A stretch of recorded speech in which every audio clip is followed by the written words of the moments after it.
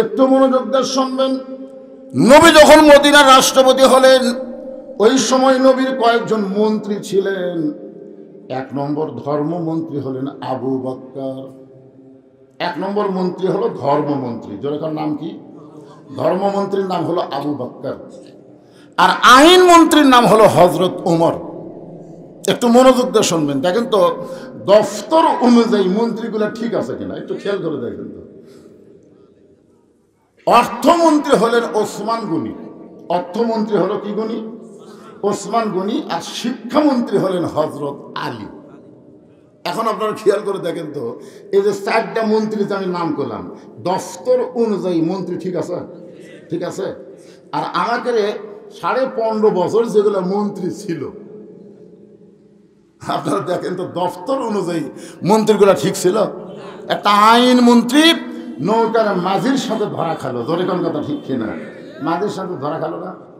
একেবারে pant shirt coat সব খুলিছে, শার্ট আর লুঙ্গি পরে নৌকার বসে আছে। সবাই খোঁজ দিচ্ছে, ওই নৌকার মধ্যে আছে আইনমন্ত্রী আনিসুল হক।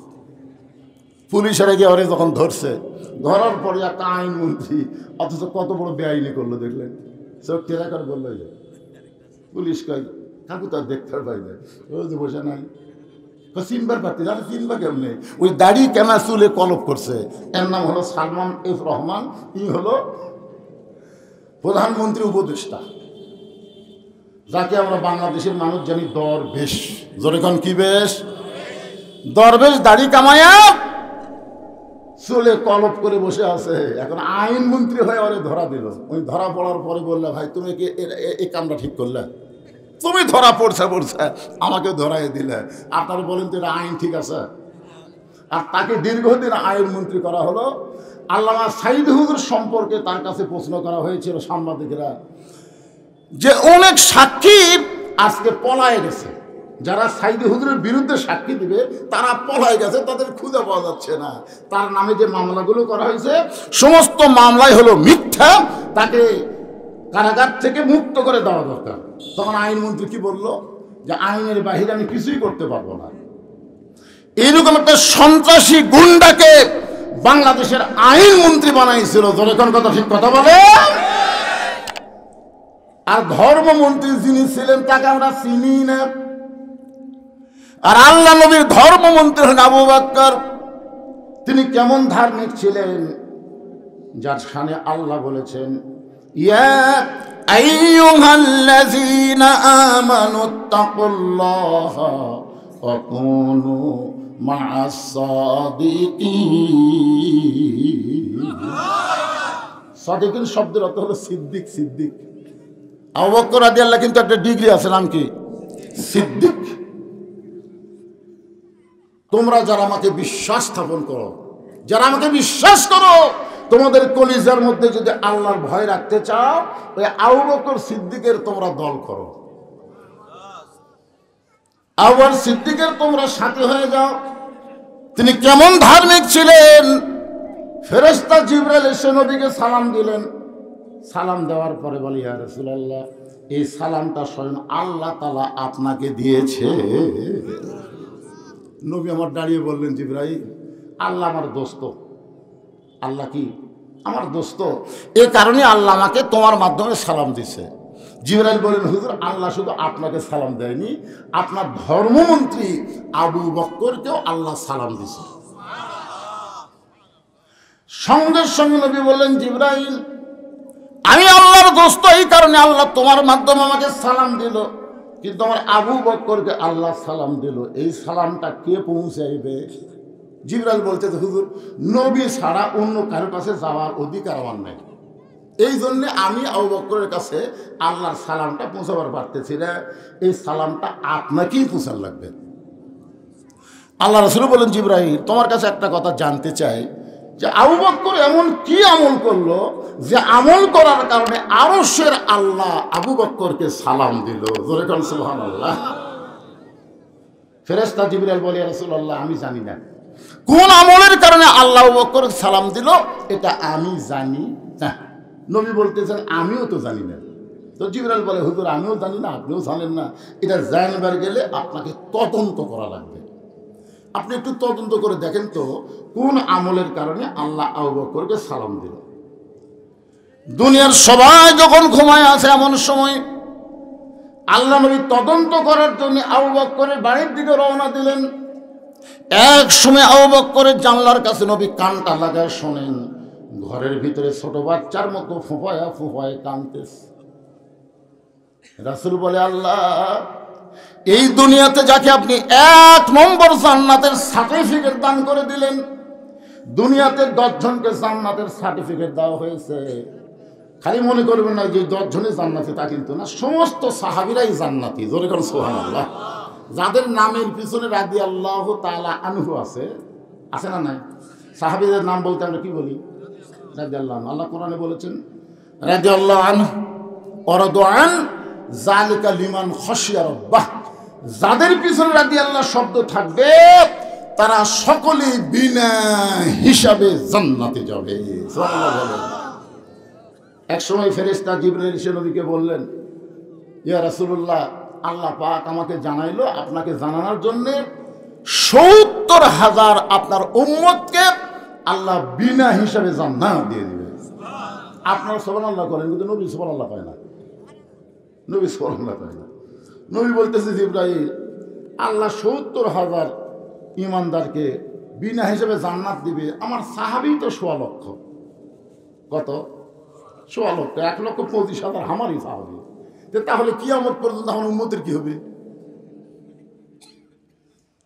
ফেরেশতা জিবরাইল কয়, ইয়া রাসূলুল্লাহ, এই পর্যন্তই তো আল্লাহ আমাকে জানা আছে, আমি তো আর জানি না। তা আল্লাহ তখন ওমরকে বল, রাসূল তখন ওমরকে বলল, ওমর, তোমার কি মনে হয়? ওমর তো চিন্তা করে, আমি তো 2 নম্বরে আছি। এখন কয় নম্বর? 70,000 তো বহু পরে, আমি তো আছি 2 নম্বরে। ওমর ফারুক নবীর দিকে তাকায় বললেন, ইয়া রাসূলুল্লাহ, আপনি ওজা হামতে, ওস্তাদ যেমন ছাত্রও তেমন। জোরে কোন সুবহানাল্লাহ। আমরা খালি বাপ হয়ে নামাজ পড়ি, বেটা আড়িয়ার মতো ঘুম পাড়তে সব ডাক দেই না, মনে করি আমি বাপ জান্নাতে গেলি হই, বাপ বেটার যা হয় হোক। অথচ আল্লাহ কোরআনে বলেছেন, কু আনফুসাকুম ওয়া আহলিকুম নার, জাহান্নামের আগুন থেকে তুমি একলা বাঁচলে হবে না, তোমার আহাল পরিবার সবাইকে নিয়ে বাঁচা লাগবে। জোরে কোন কথা ঠিক কি না? তুমি বাপ নামাজ পড়ো, তুমি দাদা নামাজ পড়ো, অথচ তোমার নাতি ন্যাপের মধ্যে ঘুম পাড়ে, তোমার কিছুই মনে হয় না। তোমাকে জিজ্ঞাসা করা হয়, কি ব্যাপার, আপনি নামাজ পড়েন, আপনার ছেলে?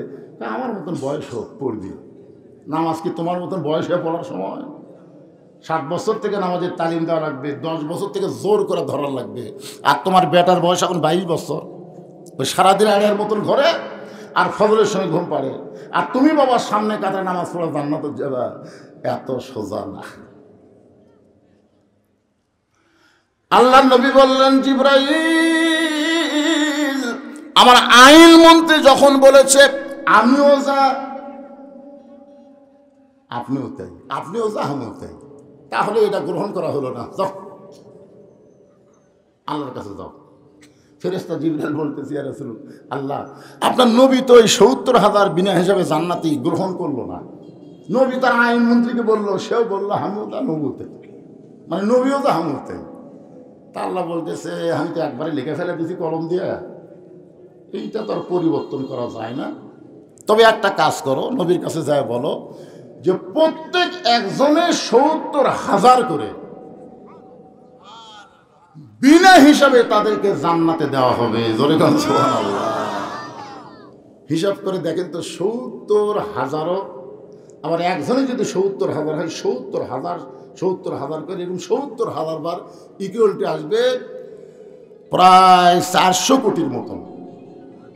সেই হিসাবে আমরাও আশা করতে পারি যে আমরাও হয়তো বিনা হিসাবে জান্নাতি। জোরে কোন সুবহানাল্লাহ। কি নবী পাইছি ভাই, আহারে। আল্লাহ নবী বলেন, আল্লাহ, যেই মানুষটা দুনিয়ার 1 নম্বর জান্নাতি, সেই মানুষটা এমন করে কেন কাঁদতেছে, এভাবে কেন কাঁদতেছে? নবী কিছু সময় কান্না শোনার পরে মসজিদ নববীতে চলে গেলেন। ফজরের নামাজের পরে আল্লাহ নবী সাহাবীর দিকে মুখ ঘোরায় দেখলেন আবু বকর সামনে কাতারে নবীর পিছনে নামাজ পড়েছে। আল্লাহ রাসূল বললেন, সাহাবীরা, আজকে আবু বকরের সঙ্গে আমার গোপন একটা কথা আছে, এই কথা যেই বলেছে সমস্ত সাহাবারা দাঁড়ায় গেছে, বলে হুজুর তাহলে আমরা যাই, কারণ গোপন কথা বলবার গেলে তো আমাকে থাকা যাবে না। দেখেন নেতা কাক কয়, ইমাম কাক কয়। আজকে বাংলাদেশের যদি ইমাম বলে মুয়াজ্জিনের সাথে আমার গোপন কথা আছে, তখন মুসলিমরা বলবে তাহলে মুয়াজ্জিনের দিয়ে আপনি বেড়া যান, তাই বলবেন না? আপনার গোপন কথা বলবার ছেলে হুজুর আপনি মুয়াজ্জিনগুলো বাসাইতে চান। কিন্তু সাহাবীরা ইমাম কেমন মানে সবাই দাঁড়ায় বললেন, ইয়া রাসূলুল্লাহ গোপন কথা যখন আবু বকরের সঙ্গে আছে তাহলে আমরা চলে যাই। সমস্ত সাহাবীরা যখন চলে গেলেন, এমন সময় আল্লাহর নবী আবু বকরকে বললেন, আবু বকর সত্য করে বলতে হবে, এমন কি আমল করো যে আমল করার কারণে আরশের আল্লাহ তোমাকে সালাম দেয়। গাছ কাটলে গাছটা যেমন পড়ে যায়, আবু বকর তেমনি মাটিতে পড়ে বলতেছি, ইয়া রাসূলুল্লাহ এই অধমের এমন কোন আমল নাই, এমন কোন আমল আমি করিনি যে আমলের কারণে আল্লাহ আমাকে সালাম দিবে। চিন্তা করছেন? আরশের আল্লাহ সালাম দিছে, আর ওইটা শোনার পরে কাঁদতে কাঁদতে পড়ে গেছে। আর আমাকে একটা এমপি যদি সালাম দেয়, চা খাবার তো গল্প করি, আমার দাম আছে রে, এমপি আমার সালাম দিছে। এমপি মাঝে মধ্যে মোবাইলের মধ্যে শেখ হাসিনা সালাম দিত, বলে ঠিক কিনা, সবাইকে দিত, একটা কম্পিউটার রেকর্ড করে রাখতো, এই স্বাধীনতার আগ দিয়ে একটা সালাম দিত, স্বাধীনতাটা ভালোভাবে সবাই পালন করবে, আসসালামু আলাইকুম প্রধানমন্ত্রী বলতেছি, ওই খালি ওয়ালাইকুম ওয়ালাইকুম করে, কিন্তু কোনো রিপ্লে আসে না। তার মানে কি ওটা রেকর্ড করে প্রত্যেকটা মোবাইলে দিছে, আয় হায় গল্প করে প্রধানমন্ত্রী আমাকে সালাম দিছে। তোমার সালাম দিছে ঠিকই, তোমার সালামের উত্তর নিছে, উত্তর নেই। আল্লাহ রাসূল বলে, আবু বকর সত্যি করে বলো এমন কি আমল তুমি করো যে আমল করার কারণে আরশের আল্লাহ তোমার সালাম দেয়। আবু বকর বলে, ইয়া রাসূলুল্লাহ আমি বলতে পারবো না। রাসূল বলেন, জিবরাইলও জানে না, আমি নবীও জানি না, তুমিও বলতে পারবা না, তদন্ত করে ধরা পড়েছ। সবাই যখন ঘুম পাড়ে এমন করে তুমি ঘরের মধ্যে কেন কাঁদতেছিলে? আবু বকর বলে, ইয়া রাসূলুল্লাহ তাহাজ্জুদের নামাজের পর ফজরের একটু সময় বাকি আছে, আর ওই সময়ের ভিতরে আমি আল্লাহর মুরাকাবা মুশাহিদায় লিপ্ত হলাম। মুরাকাবা মুশাহিদা এটা পীর সাহেবের তৈরি না, রাসূল কিন্তু দীর্ঘ 3.5 বছর মুরাকাবা করেছেন জামালে রহমত গাড়ে হীরার ভিতরে। জোরে কোন কথা ঠিক কিনা? যখন কোরআনের প্রথম 5টা আয়াত নিয়ে জিবরাইল আসলেন, তখন জিবরাইল কিন্তু তাকায় দেখে গর্তের ভিতরে একটা মানুষ বসে আছে এইভাবে। ফেরেশতা জিবরাইলকে ক্যারি, এই ছোট্ট একটা গর্ত, আর সেই গর্তের মধ্যে একটা মানুষ বসে আছে, বসে অবস্থায় দেখা যায় 2 হাত। আর এই মানুষটার উপর আল্লাহ কোরআন নাজিল করতেছে। সেই কোরআন পাহাড় সহ্য করতে পারবে না, আসমান সহ্য করতে পারবে না, আর সেই কোরআন এই মানুষের উপরে আল্লাহ নাজিল করতেছে। এই কথা মনে করি আল্লাহ বলতেছে, ইয়ানজুরু বিনুরিল্লাহ, জিবরাইল চোখ দিয়ে দেখলে হবে না, নজর করো। ফেরেশতা জিবরাইল নজর করে দেখতে পায় আল্লাহ আর নবী এক জায়গায়। জোরে কোন সুবহানাল্লাহ। যখন কোনো বান্দা মুরাকাবা মুশাহিদায় লিপ্ত হয়, মুরাকাবার সবচেয়ে ভালো মাধ্যম হলো সেজদা। জোরে বলেন নাম কি? আসজুদ আত-তারিফ। আল্লাহ কোরআনে বলেছেন তোমার সেজদা তোমাকে আমার নিকট পর্যন্ত পৌঁছায় দিবে। জোরে কোন সুবহানাল্লাহ। নামাজের মধ্যে যে সেজদা দেন, এই সেজদা তো আপনি ইচ্ছা করলেই বেশিক্ষণ দিবার পারবেন না, কারণ আপনি মুসল্লি হচ্ছেন, ইমামকে খেয়াল করা লাগবে, আর ইমাম হলে মুসল্লি খেয়াল করা লাগবে। ইমাম যদি নামাজের সেজদার মধ্যে মোরাকাবাত যায়, তাহলে মুসল্লিরা সব সেজদা তুলে বলবে কি ইমাম কুটি গেল রে। এই জন্য রাসূল বলেছেন 3 বার, বড় জোর 5 বার, এর বেশি বলা যাবে না। যে 3 বার 5 বার বললে কি আপনি মোরাকাবা হবে? এটা কাল ঢকা ঢক মারা হচ্ছে। জোরে কোন কথা ঠিক কিনা? আর তারাবির মধ্যে তো দেখি খেয়ালই নেই। সবাই যখন ঘুমিয়ে গেছে, এমন সময় একটা মহব্বতের নামাজ আল্লাহ আমাদেরকে দান করলেন। অমিনাল লাইলি ফাতাহাজ্জাত বিহি নাফিলাতান লাক। রাতের একটা অংশ আছে, সংসার আল্লাহ তাআলা তাহাজ্জুদের নামাজ আমাদের সকলের জন্য নফল করে দিয়েছে। আল্লাহ রাসূল বললেন, সাহাবীরা, 5 ওয়াক্ত নামাজ হলো ইবাদত আর তাহাজ্জুদ হলো মহাব্বত। সাহাবীরা বললেন, হুজুর 5 ওয়াক্ত ইবাদত আর তাহাজ্জুদ হলো মহব্বত, এই দুইটার ব্যাখ্যা কি? আল্লাহ রাসূল বলেন, ইবাদতের ব্যাখ্যা হলো ইবাদতের মাধ্যমে মানুষ জান্নাত চায়, আর মহব্বতের ব্যাখ্যা হলো মহব্বতের মাধ্যমে মানুষ আল্লাহ চায়। আপনার বলেন তো, আল্লাহ আগে না জান্নাত আগে? আব্দুল কাদের জিলানী বলেছে, আমাকে যদি আল্লাহ বলে যে আব্দুল কাদের তোমাকে আমি 8টা জান্নাত দিলাম, কিন্তু আমি আল্লাহ তোমার সাথে নেই, আমি আব্দুল কাদের একটাবারও জান্নাতের দিকে পা দিব না, কারণ আল্লাহ যদি আমার সাথে না থাকে আমি জান্নাতের দেখি করবো। আর যদি বল আব্দুল কাদের তুমি জাহান্নামে যাও, আমি আল্লাহ তোমার সঙ্গে থাকবো, আমি খুশি হয়ে জাহান্নামের দিকে পা বাড়াবো, আল্লাহ যদি আমার সঙ্গে থাকে তাহলে খালি আমি একলা আগুনে পড়বো না, আল্লাহ পড়বি। জোরে কোন কথা ঠিক কিনা? কিন্তু আমি তো জানি আমার জাতির পিতা ইব্রাহিম আল্লাহর মহব্বত নিয়ে যখন আগুনের চুলার মধ্যে পড়ে গেল, আল্লাহ সঙ্গে সঙ্গে বলে দিল, আগুন জ্বলিস না, কারণ ইব্রাহিম একলা নাই, আমি আল্লাহ তার সাথে আছি। জোরে কোন সুবহানাল্লাহ। কুল্লা ইয়া নারু কুনি বারদাম ওয়া সালামান আলা ইব্রাহিম। এই তাহাজ্জুদের মহব্বতের নামাজ হয় মুরাকাবা। আবু বকর বলে, রাসূলুল্লাহ আমি মুরাকাবার হালতে দেখতে পাই কে যেন ঘোষণা করতেছে আল্লাহ সবাইকে জান্নাত দিবে, আল্লাহ সবাইকে জান্নাত দিবে, শুধু একজনকে জাহান্নাম দিবে। আমার মনে এত বড় ভয়, ওই একজন যদি আবু বকর হয়। ইয়া রাসূলুল্লাহ, ওর মনে এত বড় ভয়, সবাইকে আল্লাহ জান্নাত দিবে কিন্তু একজনকে জাহান্নাম দিবে, আমার এত ভয়। ওই ভয়টা পেয়ে আমি ছোট বাচ্চার মতন কান্না শুরু করে দিলাম।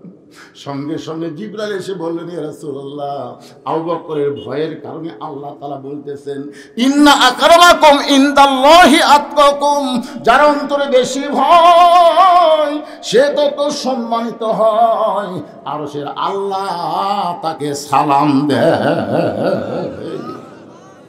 এখন বলেন, ধর্মমন্ত্রী হিসাবে আবু বকর কেমন?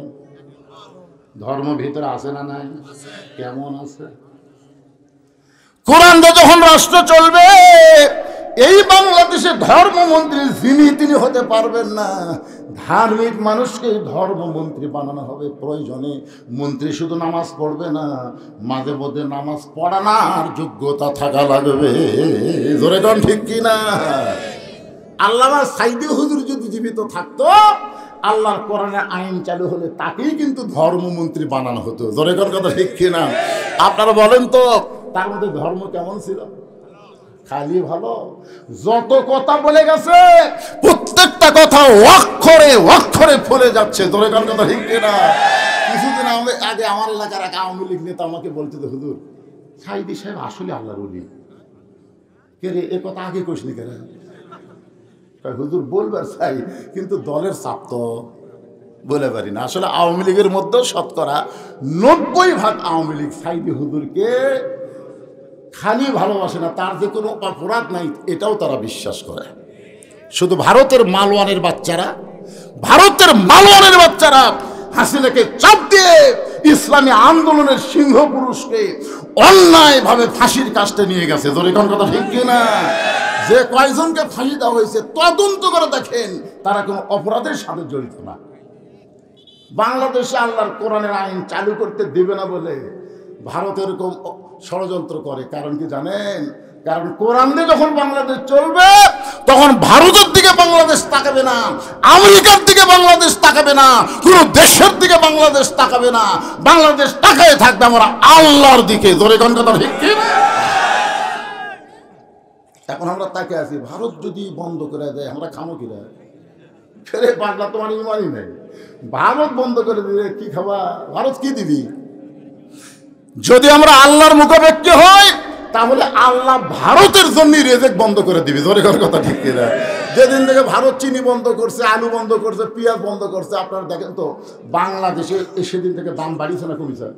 কথা কয় না বাড়ে। তার মানে ওমা মিন দাব্বাতিন ফিল আরদি ইল্লা আলাল্লাহি রিজকুহা, এই আয়াতের ব্যাখ্যা হলো পৃথিবীতে এমন কোনো বিচরণশীল প্রাণী নাই যার রিজিকের ব্যবস্থা আল্লাহ করেনি। আর আল্লাহ কোরআনে বলেন, ফালিয়াবুদু রব্ব হাযাল বাইত আল্লাযী আত'আমাহুম মিন জু'ইন ওয়া আমানাহুম মিন খাউফ। আল্লাহু আকবার। আল্লাহ বলতেছেন ওই ঘরে, ওই ঘর মানে কোন ঘর? আল্লাহর কাবা ঘরের মালিকের তোমরা গোলামি করো, নামাজ পড়ো, আমি আল্লাহর সাথে সাথে তোমাদেরকে দুইটা পুরস্কার দিব। এক নম্বর পুরস্কার হলো ক্ষুধা তোমাদের থাকবে না, তোমাদের দারিদ্র থাকবে না, তোমাদের রিজিকের সমস্ত পেরেশানি আমি আল্লাহ তাআলা দূর করে দেব। ও আমানাহুম মিন খাউফ, ভারত তোমাদেরকে দখল করবে, আমেরিকা তোমাদেরকে দখল করবে, এই ভয় থেকে আমি আল্লাহ পুরোপুরি তোমাদের নিরাপত্তা দেব। ওদের অ্যাটম বোমা থাকতে পারে, তোমাদের ঈমান থাকবে, ঈমানের কাছে কোনো অস্ত্র কুলাবে না। জোরে বলেন কথা ঠিক কিনা? একটা অস্ত্র কুলাবে না। ঈমানের কাছে অস্ত্র ফুটবি। আর ওরা ইসরায়েলকে এমন একটা অস্ত্র দিল যে ফিলিস্তিনের ছোট বাচ্চাকে টার্গেট করে গুলি করবে, কোনো সাউন্ড হবে না, বুঝবারই পারবি না। মায়ের কোলে বাচ্চা আছে, মা গুলি লাগবে না, সন্তানকে গুলি লাগে বুক পুড়ে দেবে। আল্লাহ বলে, ও আমেরিকা ইসরায়েলকে সহযোগিতা করে ফিলিস্তিনের বাচ্চাদেরকে পুড়াচ্ছ, আমি আল্লাহ ইচ্ছা করলে ওটা আমেরিকা পুড়াই দেবো। জোরে কোন কথা ঠিক কিনা? আপনার বলেন তো পোড়া শুরু হয়নি? এই কথা বলেন না, পোড়া শুরু হয়নি? পানি দিয়ে বহু কিছু দিয়ে যখন আগুন থামছে না, তখন মুসলমানের কাছে গিয়ে বলতেছে, ভাই তোমরা আজান দাও রে। এই সময় আজান না দিলে আগুন থামবি না, কারণ ঠেলা পড়লে আর অ্যাটম কুলাই না, আর হাইড্রোজেন কুলাই না, আর ভগবান কুলাই না, আর ঈশ্বর কুলাই না, গড কুলাই না, একমাত্র আল্লাহ। জোরে বলেন কথা ঠিক কিনা? আল্লাহর প্রতি পরিপূর্ণ আস্থা এবং বিশ্বাস রেখে এই মুহূর্তে একটা তাকবীর দেওয়া লাগবে। পারবেন আপনারা? লিল্লাহি তাকবীর। আসলে হয়েছে আলহামদুলিল্লাহ। আপনাদের এলাকায় সন্ধ্যার সময় মাহফিল করতে ভয় পায়। আপনারা বলেন তো, এই সময় মানুষ কম না বেশি? এইবারে এলাকার কোনো মাহফিল হয়নি? হয়েছে না হয়নি? রাতের বেলা মানুষ কেমন হয়েছে?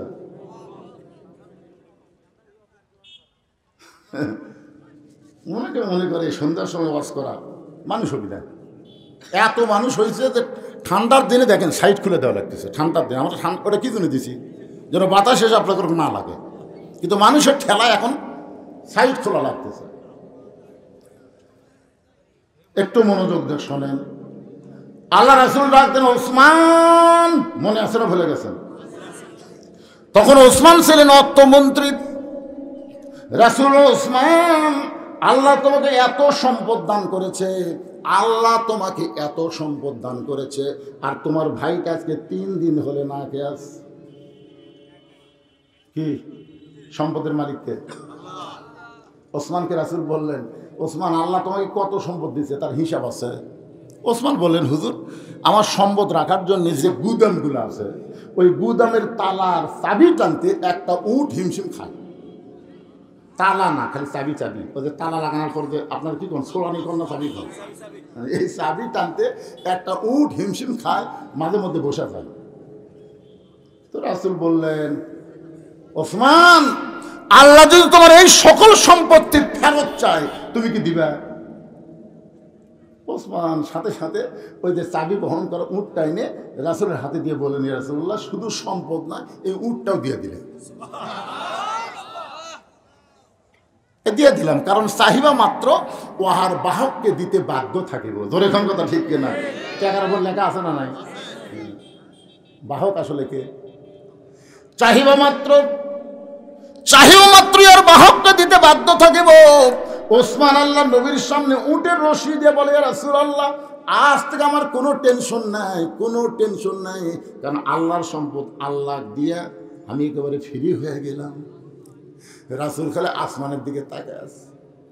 আল্লাহ বলার সঙ্গে সঙ্গে ওসমান সব আমার হাতে তুলে দিল। আপনি ওসমানকে কি দিবেন? আল্লাহ বলে, হাবিব, আমার গানি ডিগ্রি আমি ওসমানকে দিয়া দিলাম। আল্লাহু গানিয়ুন ওয়া আনতুমুল ফুকারা। রাসূল বললেন ইল্লা উসমানু গানি। জোরে কোন সুবহানাল্লাহ। সে উসমানকে রাসূল বলতেছেন আল্লাহ তোমাকে এত সম্পদ দান করেছে আর তোমার ভাই 3 দিন হলে না খেয়ে আছে, তুমি কি পারবা না তোমার ভাইয়ের বাড়িতে খাবার পৌঁছা দিতে? ওসমান গনি বলে রাসূলুল্লাহ আমি যদি আগে জানতাম আমার ভাই না খেয়ে আছে, আমি নিজে না খাই আমার ভাইয়ের বাড়িতে খাবার পৌঁছাতাম, আমি নিজে না খাইয়া আমার ভাইয়ের বাড়িতে খাবার পৌঁছাইতাম। আল্লাহ রাসূল বলেন সাহাবীরা আজকের মতো নামাজ শুরু করে দিব। কিন্তু নামাজের পরে রে দুর্বল সাহাবী যিনি বসে বসে নামাজ পড়তেছো, আজকে বসেই তুমি নামাজ পড়ো। নামাজ শেষ করে ওসমানের কাছে যাবে, ওসমান এমন দেওয়া দিবে তোমার আর কোনোদিন না খেয়ে থাকা লাগবে। আপনারা বলেন তো ওসমান কম দেয় না বেশি দেয়? জোরে বলে। রাসূলকে সাহাবী বলতেছে রাসূলুল্লাহ আজকে 3 ধরনের কিছুই খাইনি হুজুর, মেহেরবানি করে আমাকে একটু খাবার সাহায্য করেন। সঙ্গে সঙ্গে নবী জুব্বা তুলে দেখালেন পেটের মধ্যে পাথর বেঁধে নবী বসে আছে। সাহাবী বলে রাসূলুল্লাহ আমি বুঝবার পারিনি আমার চাইতে আপনার ক্ষুধা বেশি, হুজুর আমি চলে যাই। রাসূল বলেন যাও, তবে বাড়ি যাও না, আমার ওসমানের কাছে যাও।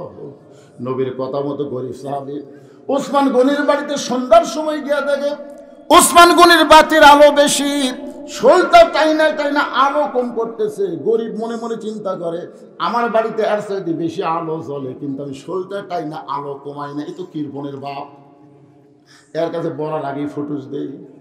নবীর কাছে গিয়ে বলে রাসূলুল্লাহ আপনি দিবার পারবেন না ঠিক আছে, কিন্তু এমন কৃপণের কাছে আমার কেন পাঠাইলেন? আল্লাহ নবী বললেন তুমি কি তোমার অভাবের কথা কইছো? বলে সব দিকে বলার সুযোগ পাইনি। রাসূল বলে আবার যাও। পরদিন সকালবেলায় ওই গরিব সাহেব ওসমান গনির দরবারে গিয়ে দেখে ওসমান গনির মাথার বালিশের তুলা বের হয়ে গেছে। যে বালিশে মাথা দিয়ে ঘুম পাড়ে ওই বালিশের কোনা ফাইটা তুলা ঘরের মধ্যে বের হয়ে গেছে। ওসমান গনি তুলাগুলো খুঁটায় খুঁটায় বালিশের খোলের মধ্যে ঢুকাই। গরিব মনে মনে কয় আর চাইতে বেশি তুলা যদি আমার ঘরে পড়ে থাকে আমি শান্তা দিয়ে ঝাড় দিব, এরকম খুঁটায় খুঁটায় আবার খোলের মধ্যে ঢুকাবো না। এমন কৃপণ তো কোনোই কিছুই দিবে না। নবীর কাছে গিয়ে বলতেছে রাসূলুল্লাহ আপনি দিবার পারবেন না ঠিক আছে, কিন্তু এমন কৃপণের কাছে আমার কেন পাঠাইছেন? রাসূল বলে তুমি কি তোমার অভাবের কথা কইছো? বলে যা দেখলাম বলার সুযোগ পাইনি। নবী বলেন আবার যাও। পরদিন সকালবেলায় আবার গিয়ে দেখে ওসমান গনি খালি গায়ে বসে আছে।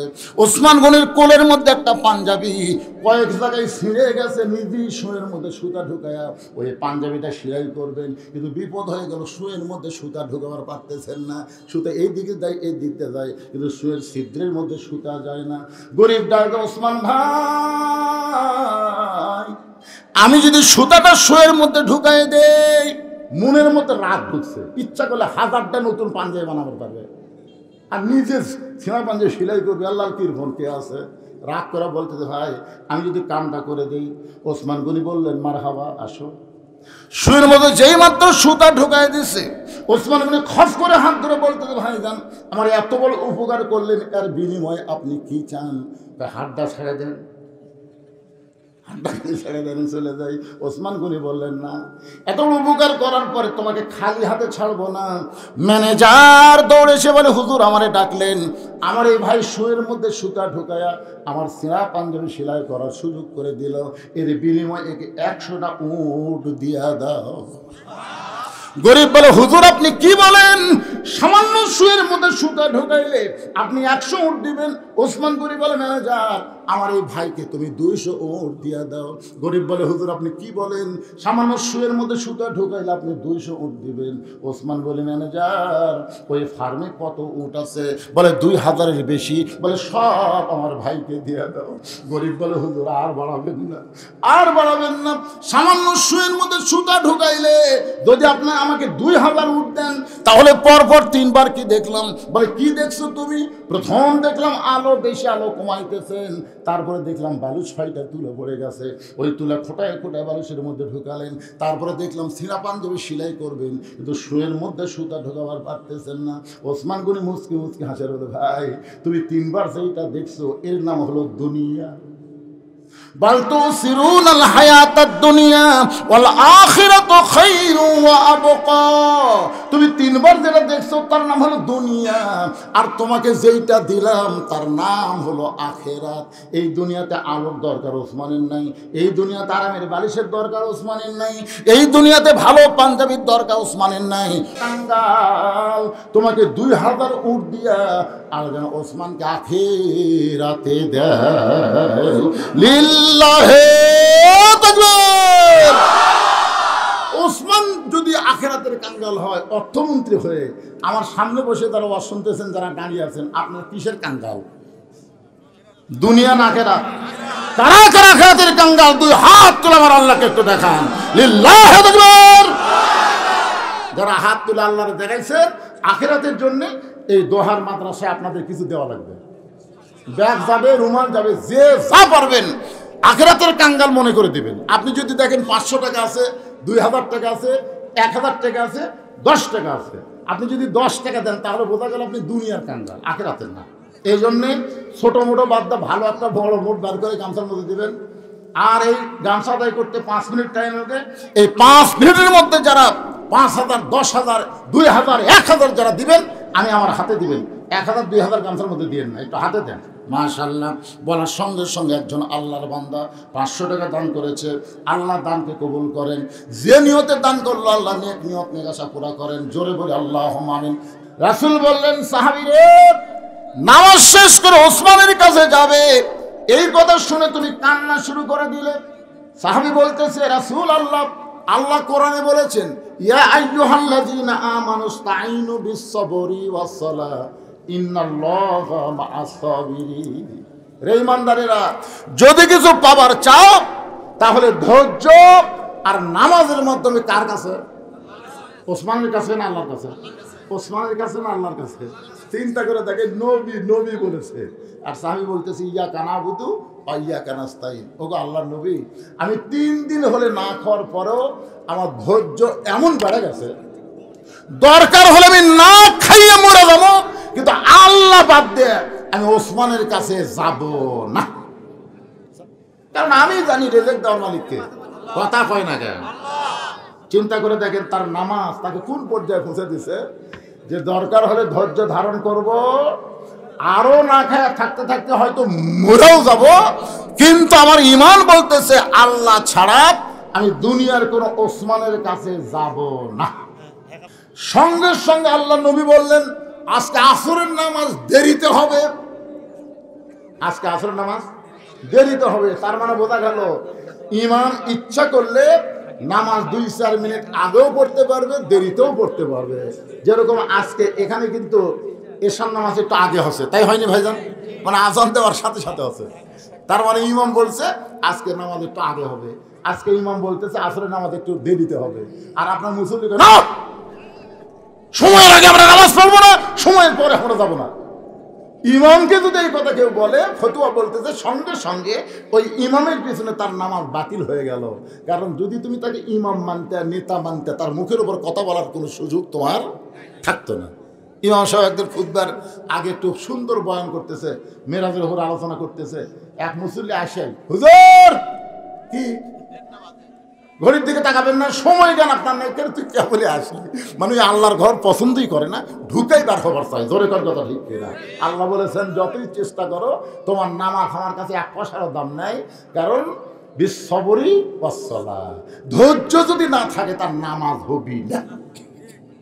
এই জন্য জুমার দিনের ফরজ কি জানেন? জুমার দিনের ফরজ হলো ইজা নুদিয়া লিস-সালাহ মিন ইয়াউমিল জুমআহ ফাসআউ ইলা যিকরিল্লাহ। আযান দেওয়ার সাথে সাথে তোমাদেরকে মসজিদে আসতে হবে। হাঁটনটা আস্তে আস্তে হাঁটতে হবে না, জোরে জোরে জোরে জোরে হেঁটে মসজিদে ঢোকা লাগবে। আর তুমি সবার শেষে আসবে, হুজুর ঘড়ি দেখেন। আল্লাহ বলেছে এরা হলো ফাওয়াইলুল লিল মুসাল্লিন, এরা হলো আল্লাহর কাছে ঠাট্টাকারী, নামাজি না। একটু মনোযোগ দিয়ে শুনবেন। রাসূল বললেন আজকে আসরের নামাজ দেরিতে হবে। আকবর সরকার, আজকেই আমি প্রথম করতেছি ওয়াজ এবং আদায়, আমার রেকর্ডে নেই, আছে বিপদ কি করবেন? মাগরিবেরও 1 ঘন্টা আগে আমি আছি, আমাকে দাওয়াত নেওয়ার সময় বলছে মাগরিব থেকে আপনাকে সময় দেওয়া হবে, বিজ্ঞাপনে দিয়েছে 8:30 পর্যন্ত।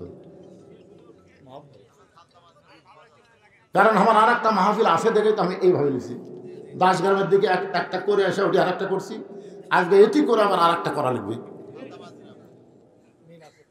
হ্যাঁ, কি কথা, চিন্তা করবেন না যে আপনারা এই বুড়া মানুষকে এরকম কষ্ট করাচ্ছেন। আমি তো সময় মতো যাচ্ছি, আমার সময় মতো দেয়নি। সিআরের মুখের দিকে চাই, ভাই বলেছে আমি 9টার আগে আপনাকে ছুটি দেবো, এখন আস্তে আস্তে ঘড়ি ঘুরে যাচ্ছে। এই 9টার আগে মানে বোঝা। কোরআন শরীফ বাবদ 1000 টাকা দান করেছে, আল্লাহ দানকে কবুল করেন, জোরে কোন আমিন। জিল্লুর রহমান 2টা কোরআন শরীফ বাবদ 1000 টাকা দান করলো, আল্লাহ তার দানকে কবুল করেন, সকলে বলে আমিন। আচ্ছা সব লেখাতেন তো, আর এখন কর না। আল্লাহর নবী বললেন আজকে আসরের নামাজ দেরিতে হবে, এই কথা বলে নবী ওই দুর্বল সাহাবীর দিকে রওনা দিলেন, দুর্বল সাহাবীর দিকে রওনা দিলেন। নবী মেহরাব থেকে দুর্বল সাহাবীর দিকে যাচ্ছেন, ওমর ফারুক নবীর সামনে হাঁটু করে বসে নবীর জুব্বা ধরে বললেন, ইয়া রাসূলুল্লাহ, আপনার জুতার পরশে আল্লাহর আরশ ধন্য হয়ে গেছে। সুবহানাল্লাহ কন্যা গান আপনারা শুনলেন না? ওয়াজের প্রথমে বললাম, তোর পাহাড়ের ধুলি লাগিয়া মুসা নবীর সম্মান বেড়ে যায়, নূর নবীজির জুতার ধুলায় আল্লাহর আরশ ধন্য হয়। আলহামদুলিল্লাহ। হুজুর আপনার জুতার পরশে আল্লাহর আরশ ধন্য হয়ে গেছে, আপনি কেন দুর্বল সাহাবীর কাছে যাবেন? খালি হুকুম দেন, আমি আপনার কাছে নিয়ে আসতেছি, চ্যাং দোলা করে নিয়ে আসবো, কোলট করা নিয়ে আসবো। ওমর ফারুকের গাওয়ার শক্তি কম না বেশি? কথা কন না কেন? প্রথম তাকবীর দিয়েছে হযরত ওমর, হুজুর ঈমান গ্রহণ করছি, আপনি হত্যা করবার আসে, আমার চাইতে বড় সন্ত্রাসী মক্কার জমিনে কেউ নাই, সে যদি কলমা পড়ে নবীর পক্ষে যায় আর আমরা আল্লাহ আকবার মিয়ান করে কব না, আজকে কাবার আঙ্গিনে জোরে জোরে স্লোগান হবে। উমর সবার আগে যায় জোরে স্লোগান দিতে, আবু জেহেল উতবা সাহেবার পাতলা পায়খানা হচ্ছে, হায় হায় হায়, কাক মারার জন্য পাঠালাম, আসে কি করতেছে? এখন জোরে তাকবীর দিলে আবু জেহেল উতবা সাহেবা থাকবার পারে? কারণ শয়তানও দৌড়ায়, যার মধ্যে শয়তান আছে সেও ভয় পায়। বাংলাদেশে 15.5 বছর ওই দলের লোকেরা কিন্তু তাকবীর দিবার দেয়নি, তোর এখন ঠিক কিনা? দিবার গেলি হুজুর এখন কি কয় রে, লিল্লাহি তাকবীর। আল্লাহ রাসূল বলেন, ওমর শুধু দুর্বল সাহাবীকে তাকায় দেখো না, শুধু দুর্বল তাকায় দেখো না, আমি নবী কি জন্য যাচ্ছি তুমি বুঝবার পারতেছো না? নবী তাকায় দেখে পিছনে একজন সাহাবী দাঁড়ায় আছে। রাসূল বলেন, এজলিস, বসো বসো। সাহাবী বলতে, হুজুর আমি একটা রাখাল সাহাবী, আপনার পিছনে এসে নামাজ পড়তে দেরি হয়ে যায়, কারণ মুর্দুম্বা চলাতে চলাতে যে আযান শুনে দৌড় দেয়, আসা দেখি মসজিদ ভরে গেছে, বারান্দা ভরে গেছে, এখানে শেষ কাতারে আপনার পিছনে নামাজ পড়লাম। তো আসরের নামাজের পর আপনি যখন কিছু বলতেছিলেন আমি দূরে বসেও শুনবার পাই, কিন্তু আপনার পবিত্র চেহারা ঠিক মতো দেখবার পাই না। এই জন্য হুজুর একটু দাঁড়িয়ে আপনার সোনার চেহারা দেখে আমার কলিজা ভরে যাচ্ছে হুজুর। এই কথা রাখাল যেই বলেছে, রাসূল বলাই তোমরা মাঝখানে রাস্তা করে দাও, মাঝখানে রাস্তা করে দাও। সমস্ত সাহাবী নড়ে সরে রাস্তা করে চিন্তা করতেছে আল্লাহর নবী হয়তো রাখালকে বলবেন আয় আয়, কিন্তু নবী রাখালকে না ডাক দিয়ে বরং নবী রাখালের কাছে গিয়ে কপালে একটা চুমু দিয়ে বুকের মধ্যে নিলেন। এই হাদিসটা ইমাম মালিক চয়ন করে বলতেছেন, পৃথিবীর যেখানেই তুমি থাকো না কেন, তুমি যদি নবীর দরুদ বেশি বেশি আমল করো, নবীর সুন্নাত আদর্শ যদি গ্রহণ করো, নবীর প্রেম যদি তোমার কলিজার মধ্যে থাকে, তোমাকে মদিনায় যাওয়া লাগবে না, মদিনার নবী তোমার ভাঙ্গা বাড়িতে এসে দেখা দিবে। ওমর দুই চোখে শুধু দুর্বল সাহাবী তাকায় দেখো, একবার নজর করো, ইত্তাকু ফিরাসাতাল মুমিনিনা ফাইন্নাহু ইয়ানজুরু বিনুরিল্লাহ। ওমর ফারুক দুই চোখ বন্ধ করে তাকায় দেখে ওই সাহাবীর ভিতরে এমন একটা পাওয়ার, যে পাওয়ারে কাঁপতে কাঁপতে ওমর ফারুক পড়ে গেলেন। সাহাবীরা বলল, ইয়া রাসূলুল্লাহ, ওমর ফারুক পড়ে গেল, আমরা কি তার হুঁশ ফেরাবো? রাসূল বলেন, নিজে নিজে হুঁশ ফিরে পাবে। এক সময় ওমর ফারুক হুঁশ ফিরে পেলেন। রাসূল বলেন, ওমর, তোমার মতন শক্তিশালী মানুষ যাকে চ্যাং দোলা করে আমার কাছে নিয়ে আসবার চাইলা, তার দিকে তাকায় তুমি এভাবে কাঁপতে কাঁপতে পড়ে গেলে। ওমর ফারুক বলে, রাসূলুল্লাহ, আমি নজর করে দেখি ওই দুর্বল সাহাবীর ঈমানের পাওয়ার এত বেশি। রাসূল বললেন, কত বেশি? ওমর ফারুক বললেন, আসমানের সূর্যকে যদি মেঘের মধ্যে লুকিয়ে দেওয়া হয়, আর ওই দুর্বলের ঈমান যদি সূর্যই দাগায় দেওয়া হয়, ওই সূর্যের চাইতেও বেশি আলো হবে। আর এই পাওয়ারটাই কেবলমাত্র নামাজের মাধ্যমে অর্জন হবে। কার মাধ্যমে হবে? ইন্না সালাতা তানহা আনিল ফাহশাই ওয়াল মুনকার। একমাত্র নামাজই পারে মানুষকে যাবতীয় খারাপি ফাহিশা থেকে বাঁচাই দিতে। আগামীতে আমরা বাংলাদেশে এমন একটা দলকে ক্ষমতায় দেখতে চাই, যেই দল সংসদে গিয়ে সবার আগে নামাজ কায়েমের বিল পাশ করবে। জোরে কোন কথা ঠিক কি না? এমন একটা দল আমরা দেখতে চাই। এখন কোন দল গেলে নামাজের কায়েমের বিধান পাশ করবে, এটা আপনারা মনে মনে চিন্তা করে তারপরে ডিসিশন নেবেন। কারণ আল্লাহ কোরআনে বলেছেন, আল্লাযীনা ইম্মাক্কান্নাহুম ফিল আরদ, পৃথিবীর মধ্যে এমন আল্লাহ কোরআনে বলতেছেন, আল্লাযীনা ইম্মাক্কান্নাহুম ফিল আরদ, পৃথিবীর মধ্যে কোনো মুসলমানকে যখন ক্ষমতা দেওয়া হবে, ওই মুসলমান ক্ষমতার চেয়ার পাইয়াই তার 1 নম্বর দায়িত্ব হলো আকামুস সালাত, নামাজ কায়েম করা। আজকে আমাদের যে ছেলেরা আপনারা এখানে মাগরিব ইশার নামাজ পড়লেন আর বাহিরে হইচই করলো, যখন নামাজ কায়েমের বিল পাস হবে, হইচই করার টাইম আছে? নামাজের জামাত শুরু হচ্ছে, বেড়া ঘুরতেছো, আসা ধরে বুঝলেন, ধরে পাশার কাপড় তুলে 5টা করে যখন চামড়া চাবুক দিয়ে বাড়ি মারবি না, প্রত্যেক বাড়িতে চামড়া কাটা যখন রক্ত বাড়াবি, পাশা লাইট বের করে যেন বলবো না। একটা ছেলে যদি 5 ওয়াক্ত নামাজ পড়ে, ওই জীবনেও কোনো মেয়ের দিকে তাকাবি না। তাকাবার গেলি আল্লাযীনা ইম্মাক্কান, আল্লাহ কোরআনে বলতেছে যে কুল্লিল মুমিনিনা ইয়াগুদ্দু মিন আবসারিহিম, মুমিন পুরুষ যারা হবে 5 ওয়াক্ত নামাজি হবে, পর নারীর দিকে তারা একবারও তাকাবে না। তাদের ভিতরে এমন ভয় হবে, পরের বউ আমি দেখবো কেন, পরের মেয়ে আমি দেখবো কেন, আমারই তো বউ আছে। যত দেখা লাগবে তাকে থেকে দেখবো, দেখা আর সোয়াব, দেখা আর সোয়াব। নিজের বউ দেখলে সোয়াব, পরের বউ দেখলে পাপ। এই জিনিসটা অন্তরের মধ্যে আল্লাহ তাআলা জাগরণ সৃষ্টি করে দিয়ে। ভাইজান, আমি যতটুকু আলোচনা করতে চাইছিলাম হয়তো ততটুকু পারলাম না, যে সময় নিয়েছিলাম সে সময় আমি পাইলাম না। কি করব, সামনে একটা মাহফিল থাকার কারণে আজকের মতো এখানে আলোচনা শেষ করতেছি। সবাই ইস্তেগফার পড়েন, আস্তাগফিরুল্লাহ রব্বি মিন কুল্লি জামবি ওয়া তুবু ইলাইহি, আস্তাগফিরুল্লাহ রব্বি মিন কুল্লি জামবি ওয়া তুবু ইলাইহি, লা হাওলা ওয়ালা কুওয়াতা ইল্লা বিল্লাহিল আলিয়্যিল আযীম।